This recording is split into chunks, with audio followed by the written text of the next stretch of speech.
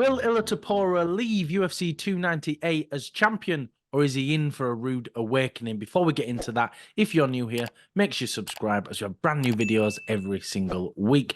So, Mark, with UFC 297, that felt like such a lackluster card. 298 to me feels like a really, really big pay-per-view. Are you looking forward to this? And it feels like the big pay-per-view of the year now. Yeah, this feels like what 297 should have been. This feels like the start to 2024 that we deserve as the fans. And it's the first of three as well. All three pay-per-views, the next three are absolutely stacked. And this one feels like it's got everything from the main event all the way down the card. It's just got exciting fights everywhere you look. And it almost feels like super fights up and down the card as well. Let's talk about the main event. With Volkanovski getting KO'd late last year, do you think he's coming back a little bit too early? It could well be because he's coming back, to rule featherweight again, just to reclaim his throne. I am the featherweight king.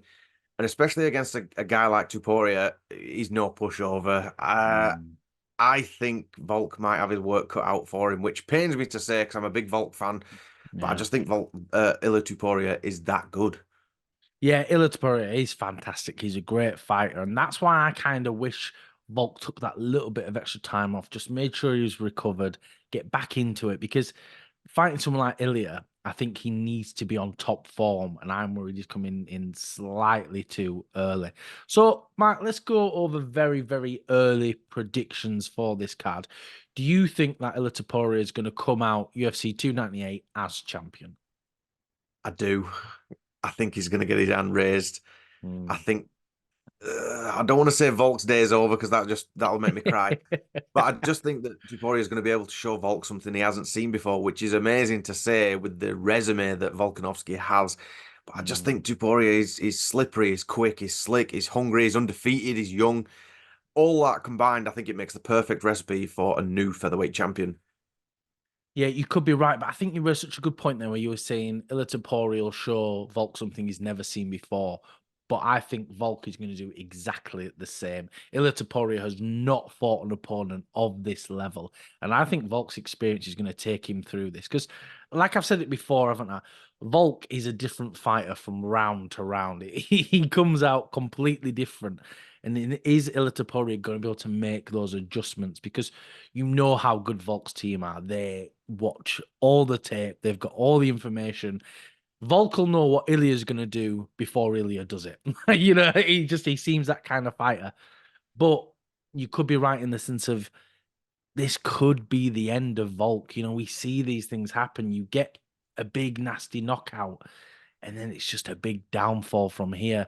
And Ilia Topuria could be the one to put that sort of final nail in the coffin, isn't it? I mean, I hope not. I really, really hope not, because I will cry. Because Volk is genuinely my favorite active fighter at the moment. But we'll see how it all goes, and hopefully he batters Ilya. Fingers crossed. Yeah, yeah. That's the top and tail of the predictions. What do you think? Well, just hopefully Volk nails him Yeah. and then knocks him out. Yeah, well, talking of me crying, Matt, let's move on to you crying. Bobby Knuckles is going to be fighting on this card, and he'll be going against Paulo Costa. The issue is, though, Costa pulls out so often. Do you think this fight's even going to happen? When you said that, then I was thinking, is he though? Is he going to fight? I mean, Whitaker will Mm. be ready. He will be, but Costa, there's half of me, Dwain, that wants Costa to pull out early so they can get a replacement fighter in and just cut Costa now. Like, get Yeah. rid of it. Come on, leave off it. What's wrong with you? Is he are you on your last days? He's always ill. There's always some sort of reason. Wake up, whatever it is. That fight, if it happens though, I think it's a great fight to make. Yeah. Fantastic, because obviously Costa is a powerhouse and Whitaker's just the best fighter that's ever been, obviously. So, he just got tagged in his last one. That's all it was, Dwayne. But I just think it's this fight has been scheduled how many times now? Three, is it? Two Something? or Two, three, I three? think. Something like that. And you think, is this finally going to happen? Because it's a fresh fight for Whitaker as well, one that he hasn't had before. Costa is an absolute powerhouse when he steps into the cage, if he will actually make it there. So if it does, it's a fantastic co-main event, and I can't wait to see it. Yeah, definitely. If this fight happens, it is fantastic. Costa's got that huge physicality. Rob's got that technical know-how. It could be a really, really fun fight. And, I think both guys could actually give each other a lot of trouble. Hopefully not, though. Like we were saying, we're rooting for Bobby here. But, though, assuming that this fight does go ahead, do you think the winner of this can move into a title shot? If it's Whitaker, yeah. And I don't just mean that because I'm a fanboy. Costa's done nowhere near enough at Yeah. all to get anywhere near a title shot yet. If he Yeah. if he if he beats Rob, he needs to fight someone like Hamzat. If Hamzat's well, like the fight that was meant to be last October. If that comes off, yeah, no, Costa's nowhere near deserved a title shot. Imagine that he got dominated by Izzy. Had a couple of fights here and there since then. That was 2020, and then he comes in and fights Dricus. I always mess that name up. Duplessis. Duplessis will go with Just call him DDP, just use Diamond Dallas Page instead. That'll make it a lot easier for you. Diamond Cutter Um, in the third round. but yeah, I think you've hit the nail on the head there, haven't you? Like with Paulo Costa, if he beats Whitaker, there's no way that puts him into a title picture, is it? He just doesn't deserve it. He's not being active. He'd have to have at least one other fight and then move into that title shot. Whereas with Whitaker as well, to be honest, I think if he beats Costa, I don't think he deserves a title shot. I think he's already lost to Duplessis. I don't think he should move into that title shot. But because there's not any clear contenders in that division, if he gets the win, they'll probably end up doing it. Just because, if Izzy's injured apparently, Hamzat's sick, it's like, well, then who else would get the title shots? It kind of makes sense. Let's move Bobby Knuckles into that spot, right? It surely does make sense, but we spoke about this a bit before. A fight that I think could make a lot of sense if Rob wins is to fight Sean Strickland. And Yeah. then the winner of that, because then I think that's fair all round. Rather than just giving the champion who recently lost, just giving rematch after rematch after rematch. It makes sense for both guys, right? Look, you've both been the champion before. You both want to get back to that spot, prove that you are the top guy after Adesanya, and Yeah. then fight it out. Whoever gets that then gets the title shot. I think that's just fair. But as we've said before, UFC doesn't care about fair; it just cares about business and what will sell. Yeah, definitely. That's what it's all about. And it's also not just a case of fairness. It's about, well, when's DDP going to fight? Because if Duplessis is waiting around for Rob to get a win here, then fight Strickland, it's like, who's he fighting in between? So that's what makes it difficult, isn't it? You've got to keep all of these fighters active all the time. And I think actually Strickland did announce something on X or Instagram or whatever social media he uses, that he's got a fight lined up already. And apparently it's back in the Apex, which we did have a video about that, and if you look at the end of this video, we'll post a link to that. We'll make sure you check that one out. So then, Mark, let's move on to everyone's favorite cook. Ian Garrett is fighting Jeff Neal. Do you think, though, this is kind of a sidestep in an opponent rather than really moving heavily up these rankings? Do you expect Ian Garrett to be fighting someone of higher stature, of a higher level than he is right now? Well, Jeff Neal's no joke. And I think this is the fight that we should have got other than the Neil Magny fight. Because Neil Mm. Magny, I'm not going to berate him, but I mean, he's neither here nor there nowadays. Dominated him in that fight for full 3 rounds.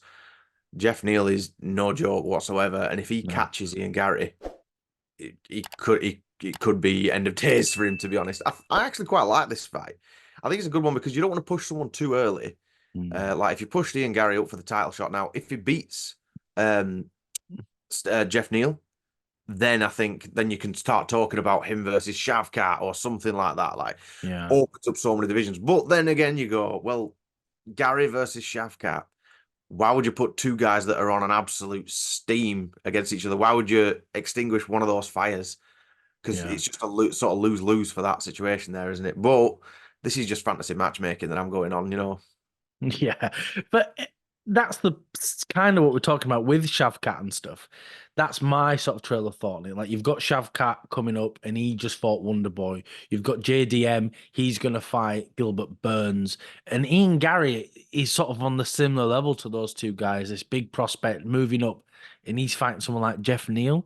You think you're going to get left behind while JDM and Shavkat are going to be jumping at the top? Because if JDM beats Gilbert Burns, he's in the top 5, then he's fighting the big names, and Ian Gary is not going to be up there at the same time. He's going to have to wait even longer.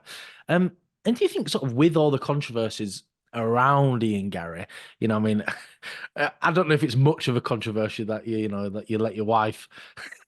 I'm not even going to say it. Let's Yeah, I just know. let's move on with Ian Gary's controversies. He seems set to be a big star, but that seems to have taken a big knock now, isn't it? He seems to have lost a lot of fans. Do you think this is gonna not end his career, but do you think it's gonna end that sort of hype that he had around him?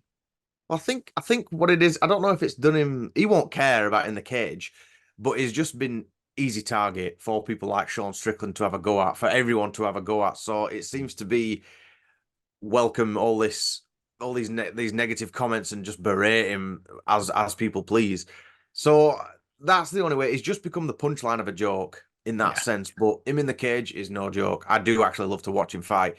I mean, his personal life, from a personal opinion, is a lot to be desired for me. But that, yeah, I don't give a shit what he does. Yeah, I agree. That's what's the most important thing for me. I'm all up for a laugh and a bit of a joke. Yeah, let's take the mick out of Ian Gary. But for me to dislike him for his personal choices, I really don't care. Whatever he wants to do in him and his family, I'm not interested in the Whatever he slightest. wants to watch, when he wants to clean up, if his wife wants to do yoga 3 times a week while he's out watching Storage Wars in the living room, he can do what he wants. Sat there with glassed at wall. Do what you want, Ian. No one cares, just as long as you show up on fight night. When you were speaking about what this means for him if he does beat Jeff Neal, I'd say it's probably not as bad as what we've mentioned today. I Mm, think because if he does beat Jeff, he's still racking up the wins yeah, quietly away, and he's still keeping himself as a name there that can be plucked at any given moment. As in, oh, he's yeah, on I don't know, he's not undefeated, is Ian Gary? Undefeated in the UFC, yeah. but he's on a An win X-Fight streak. win streak, yeah. Yeah, And that kind of thing. So you've got oh, this guy could come in and mm, derail whoever, so and so, or he could come in and be tested against someone like JDM or Gilbert Burns or something like that. yeah, it The could be. timings for this could make for another interesting Ian Gary fight. Yeah, they really could, but I get a feeling that he'll just end up fighting Vincente Luque. Another sort of sidestep, not a big jump up. And I think we'll be waiting even longer for him to take that big leap. And the issue is, I think, unfortunately, with the UFC, unless you've got a big fan base, you're going to get left behind, by these big contenders coming up because that it's getting stacked near the top of that division now. After a lackluster year last year, it's now getting real busy at the top. Well, But we then were saying this. Sorry, Karen. Sorry, mate. I was just saying, like, we were sort of talking about this last year with how the welterweight division was held up. And I thought Ian Garry's probably in a perfect position at that Mm, moment because he wasn't quite up there enough to be against, the number 2 and 3 ranked, but he was still racking the wins up, and he was just a yeah, name. He was making that little bit of noise in the welterweight division. So you're like, if you just continue doing that, and like you say, even if he does beat Vicente Luque or Wonder Boy or something after that, let's just say that, you're like, right, well, he's cleaned out that era of fighter. Now it's time to move up. So you've got all that momentum. It mm, depends on what they do, though. Like UFC changes on a dial. Next week, there could be a certain fight announced or something like that. Or this yeah, next month, Ian Gary could get flatlined. So it just depends. That's why we tune in, though, isn't it? We don't know what's going to happen. yeah. It's such a quick turnaround for everything, isn't it? Like you were saying there, Ian Gary could get flattened, he could get caught, and all that momentum's lost. But I think the big problem is he's fighting these opponents that are the right opponents for him. But the issue is they're getting beaten up by the other guys. They're getting beaten up by Shavkat and JDM, and we know how much Ian Gary loves a sloppy second. So I guess it's fitting for him. Then I'm not even going to answer you. Right, let's move on then very quickly. So, two of the seven dwarves are fighting. We have Henry Cejudo versus Marab. They're going to go at it. Um, with Fighting. yeah, they're good.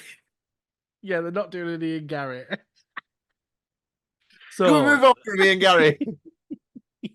right, okay, let's move on. Cejudo and Marab, they're fighting. Do you think, Mark, if Cejudo loses to Marab, this will be the second time he goes into retirement? Do you think that's kind of the right move on now, Cejudo? We've had enough of you.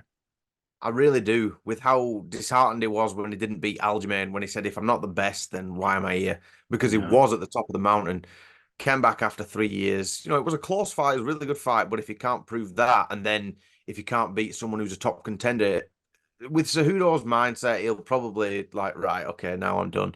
I'm looking forward to the fight. I think this one's going to actually be a real technical bit of a burner. Yeah. It's going to be a genuine, I think, an amazing fight, and it's surprising that it's so low down on the card. Actually, this to me feels like a co-main event. It feels like there's a lot on the line, especially for Cejudo. This feels make or break. This feels right. If he wins this, he's going to get a title shot. If he loses this, he's going to retire. It's a really, really weird spot for him to be in. But sort of moving back onto that title shot, do you think the winner of this will move on and fight the winner of Cheeto or O'Malley for the shot? Uh, for business, yes, I do. Because Henry versus Sean sells. Marab just deserves it. He's just been around, the names he beat, Piotr Jan, that kind of thing. And with Aljamain out of the picture, he'll be hungry and he'll want to take it now. So I think it really does. It's cleared the runway for a new contender in the bantamweight division, which is good because we haven't had rematch after rematch yet. Especially with Sugar Sean's rise, he's done it perfectly. If you could pick a perfect rise in the UFC, Sean O'Malley has done all that, I think, anyway. And now when he comes up, when he beats Cheeto, because let's face it, he's going to wipe the floor with him. Yeah. And then you've got either Marab coming in, a heavy grappler, you got Cejudo, an Olympic wrestler. It's a perfect recipe for another bantamweight title shot. Yeah, it really is, isn't it? And that's what I love about this division. I think it's stacked from top to bottom, and that's how tight it can be there. It's literally Cejudo's whole career is on the line at this point, isn't it? And what an exciting story. It's going to be a really, really fun fight. And like you were saying, it's a perfect recipe for a bantamweight title shot. And I genuinely, genuinely cannot wait. But then opening up the card, Mark, we have Ikram. There seems to be a lot of hype around this guy, and it seems to me that his biggest claim to fame is getting knocked out by Hamza. Do you think that's kind of like this weird sort of forced rivalry that the fans and the UFC are trying to build in? They try to like almost paint it as though it's like Alex versus Izzy. But Hamza beat the guy coming up. It's not the opposite way around. So I don't get why there's this big hype around it. I don't know why people are interested. It might just be because it's his only loss. And Mm, in the sense of, like exactly like you said, they're trying to fabricate an interest there. And you think, well, why? Hamzat's gone leaps and bounds above him now. He could well be the main event. The yeah. next fight is in, but yet Ikram is opening the card. So we've got a long while yet before these two, if they do ever meet again. He's got a lot of work to do. Hamzat's got to get better. He's got to be able to walk for 3 days before he can actually start thinking about training again. So maybe one day we'll see it down the line, but it's just there's not enough evidence, there's not enough clear pathways to this rematch. So you're like, there's other rematches with Hamza I'd rather see. A Yeah. full camp Kamaru Usman, for example. You know, there's other things that interest me more rather than just a number ranked whatever Ikram is, fighting his way up the rankings to come and fight Hamza, to come and find him. Because he's got a long way to go yet. Yeah, definitely. Like you hit the nail on the head there perfectly for me. Like Hamzat's moved so far up now this division. You know, he's literally a breath away from a title shot, or just being healthy and he'll get a title shot. But he's so, so close. There's no selling point for me for Ikram and Hamza. I'm just not interested. And I think by the time we can even look at it kind of happening, Hamzat's going to be so far up that like we'll almost forget about this. I think it's kind of a pointless selling point. But I'm not looking forward to Ikram versus Hamzat, but I am looking forward to UFC 298, and I can't wait for this card. Thank you for watching. If you can like, comment, and subscribe, it really does help us out.